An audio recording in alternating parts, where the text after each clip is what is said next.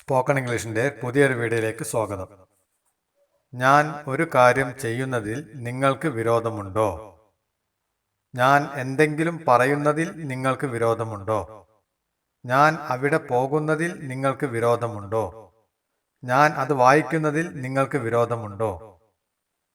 ഈ രീതിയിൽ എങ്ങനെയാണ് ഇംഗ്ലീഷ് സംസാരിക്കുക എന്നാണ് നാം ഈ വീഡിയോയിൽ നോക്കാൻ പോകുന്നത്. Would you mind if plus subject plus verbിന്റെ second form V2. Do you mind if plus subject plus V1 വെർബിന്റെ ഫസ്റ്റ് ഫോം.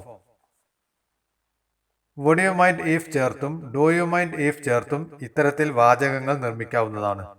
എന്നാൽ പ്രധാനമായും ശ്രദ്ധിക്കേണ്ട ഒരു കാര്യം, Would you mind if ചേർത്ത് വാചകം നിർമ്മിക്കുമ്പോൾ സബ്ജക്റ്റിന് ശേഷം വെർബിന്റെ പാസ്റ്റ് ടെൻസ് V2.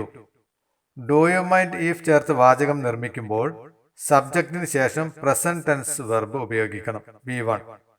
ഇത് മറക്കാൻ പാടില്ല. രണ്ടിനും അർത്ഥം ഒന്ന് തന്നെയാണ്. വുഡ് യു മൈൻഡ് ഇഫ് ചേർത്ത് ഉപയോഗിക്കുന്ന വാചകങ്ങൾക്ക് കൂടുതൽ താഴ്മയുണ്ടാകും എന്ന് മാത്രം.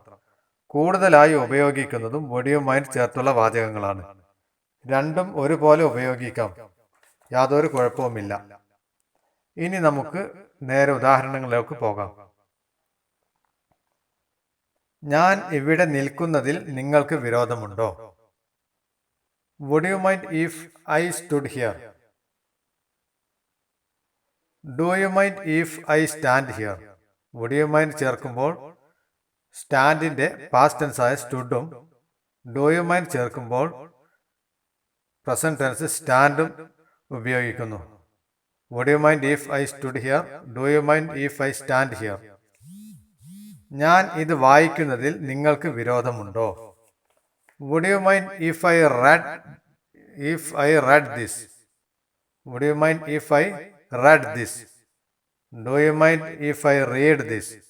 രണ്ടും എഴുതുന്ന റീഡ് എന്നും റെഡ് എന്നും എഴുതുന്നത് ഒരുപോലെ തന്നെയാണ്. പക്ഷേ പാസ്റ്റ് ടെൻസിൽ അത് റെഡ് എന്നും പ്രസന്റ് ടെൻസ് ആവുമ്പോൾ റീഡ് എന്നും വായിക്കുന്നു. Would you mind if I read this?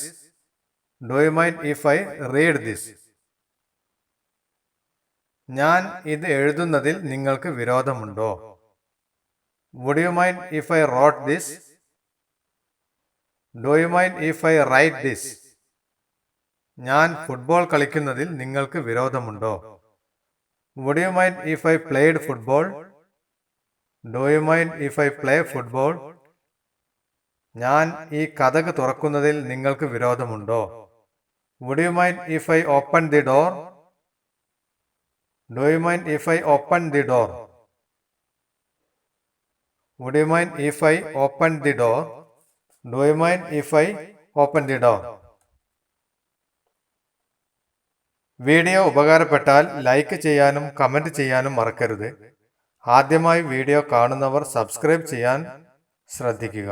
അടുത്തുള്ള ബെല്ലൈക്കൺ കൂടി എനേബിൾ ചെയ്യുക. അപ്പോൾ അടുത്തൊരു വീഡിയോയുമായി വീണ്ടും കാണാം.